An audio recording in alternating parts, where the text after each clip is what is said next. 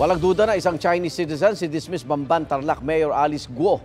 Ayon sa Manila Regional Trial Court Branch 34, kinatigan ng korte ang co-warrant of petition ng Officer of the Solicitor General matapos mapatunayang si Alice Guo at ang Chinese citizen na si Guo Waping ay iisang tao lang. Pinawalang bisa ng korte ang proklamasyon at termino ni Guo bilang Bamban Mayor dahil sa simula pa lang disqualified na siyang tumakbo. Sabi rin ng korte, bigo ang kampo ni Guo na magpakita ng ebidensyang magpapatunay na may karapatan siyang maupo bilang Bamban Mayor. Wala pang pahayag ang kampo ni Guo ukol sa desisyon. Pwede pa silang umapila ayon sa Office of the Solicitor General.